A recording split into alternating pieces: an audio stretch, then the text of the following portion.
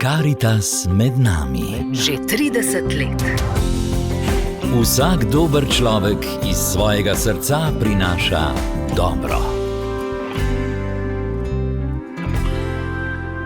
Dober večer, dobrodošli, spoštovani poslušalci, spremljate rubriko Karitas. Tokrat se bomo nadaljavo povezali in pogovarjali s predsednikom Slovenske Karitas, monsinjorjem Alojzijom Cviklom, da nam oriše nekaj načrtov te dobrodelne organizacije v letošnjem letu. Najprej pa gospod Načkov, lepo pozdravljeni. Tudi z moje strani lep pozdrav vsem.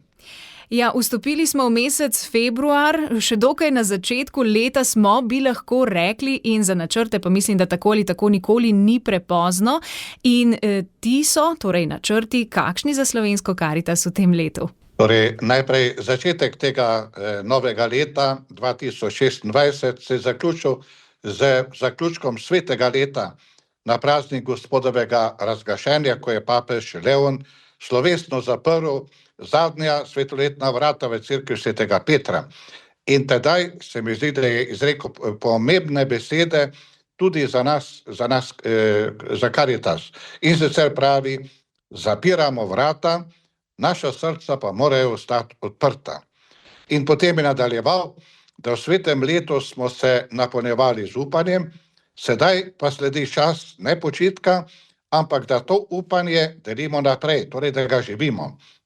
In nadaljeval je potem, da je cerkev prostor življenja, rojevanja, skratka, da smo poklicani, da smo pričevalci upanja tam, kjer upanje zmanjkuje. In to se mi zdi, da je lahko tudi program dejansko za nas vse. To leto, ki je pred nami, da, kaj bi rekel, to upanje, ki smo ga v svetem letu nekje doživljali, se krepilo v njem, da ga sedaj živimo. Pa ne samo z besedami, ampak tudi s konkretnimi dejanji. To pa velja tako, kaj bi rekel, za sodelavke in sodelavce Karitas, kot tudi za darovalce, torej za tiste, ki nam pomagajo, da lahko potem delimo to naprej. Zanimivo je, da tudi darovalci so ljudje upanja, kajti po daru, ki ga namenijo, potem sodelavci Karitas s tem lahko potem blažijo stiske, tako materialne kot tudi duhovne.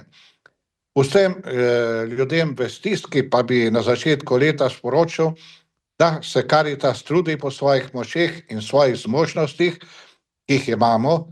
Moram pa takoj dodati to, da naši prostovoljci imajo tudi svoje družine, imajo tudi svoje delo, imajo tudi svoje obveznosti in da to poslanstvo opravljajo dejansko kot sad ljubezni, sočutja in dobre volje, in je treba včasih tudi naše sodelavke in sodelavce razumeti, da, kaj bi rekel, poleg vsega svojega dela darujejo ta čas tudi za ljudi v stiski. Če se osredotočiva na Karitas znotraj cerkve v Sloveniji, kako vi danes vidite vlogo? Karitas je tretji steber življenja cerkve. To je služenje. Poleg oznanjevanja in poleg bogoslužja. Lahko bi rekli, da je to tisto, kar cerkvi daje kredibilnost. Brez te dimenzije bi bila cerkev osiromašena, ker bi ostala samo pri besedah, pri idejah. Medtem ko Karitas, ta dimenzija služenja, pa dejansko evangelij prenaša v življenje. In zato se mi zdi tako pomembno poslanstvo Karitas danes, ko vemo, da je ta kredibilnost cerkve dostikrat na preizkušnji in Karitas je prav tista, ki dokazuje, da je cerkev, kaj bi rekel, s tem, ko služi, je najbolj blizu Bogu in dejansko razodeva obraz Boga, ki je obraz ljubezni in sočutja. Kako se pa po vašem delovanje Karitas odraža v tem času, ko številne župnije doživljajo združevanje in pa prestrukturiranje? Kako se to dotika tega utripa pri Karitas?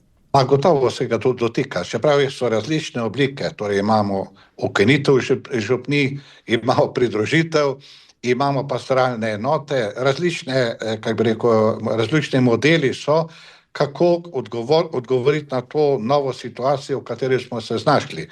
Seveda zdaj Karitas je dragocena po tem, da je bila prisotna skoraj vsaki župniji. Kaj to pomeni?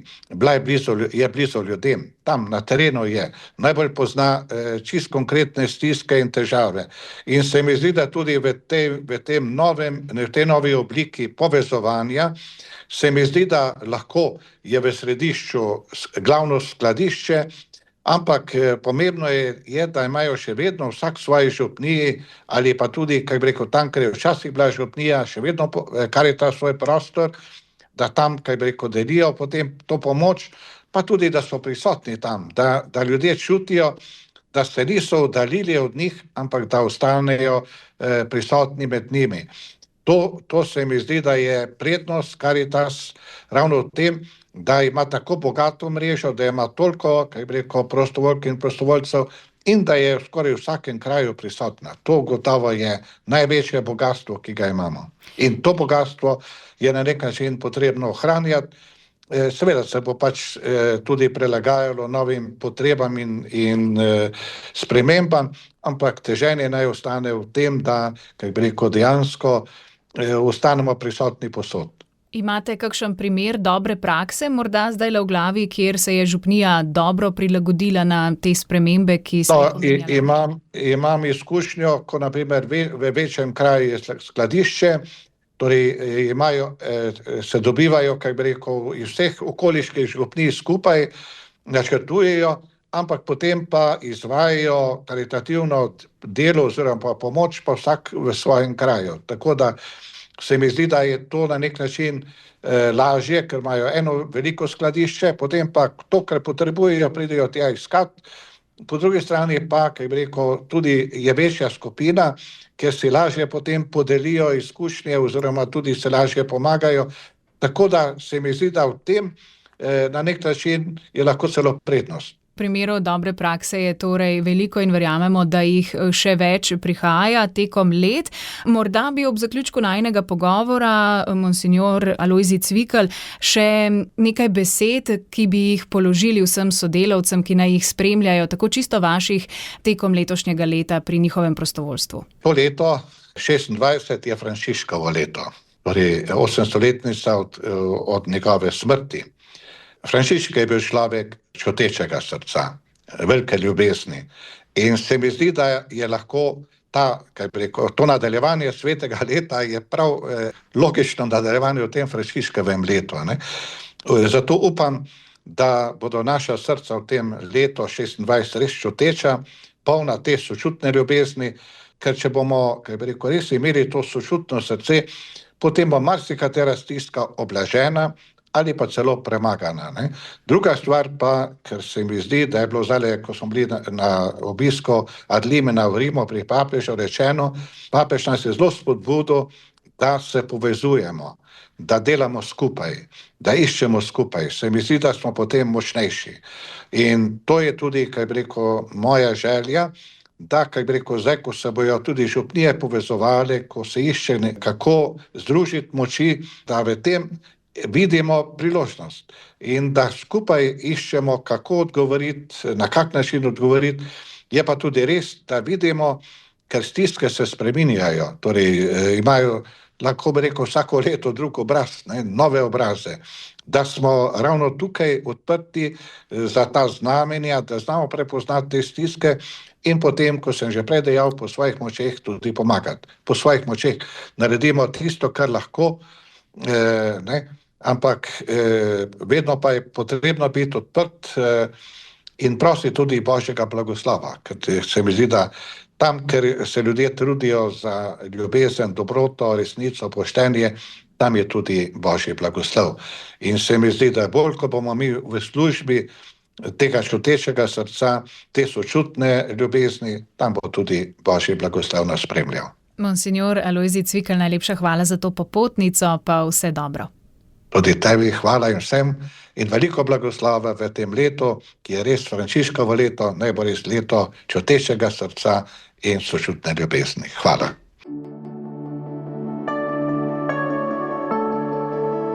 Karitas. Z vašo pomočjo za lepši svet.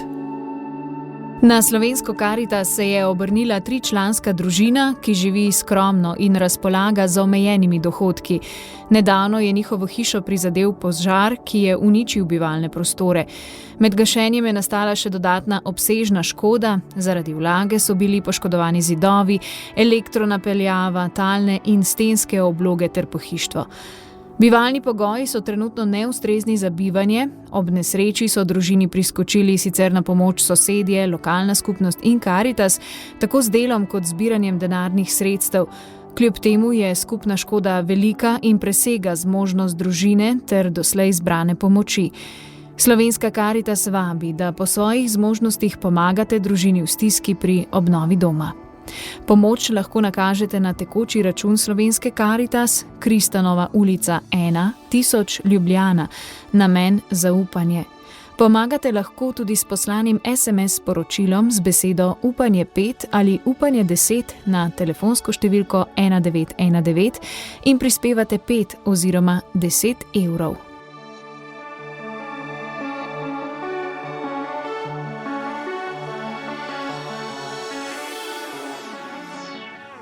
To je bilo vse v današnji rubriki Karitas, v kateri smo bili na daljavo povezani s predsednikom Slovenske Karitas, monsinjorjem Alojzijem Cviklom.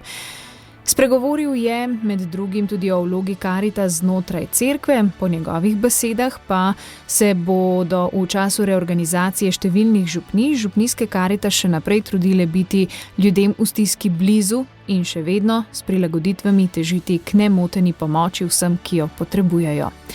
Toliko za danes, spoštovani poslušalci, naslednjič se snidamo čez 14 dni.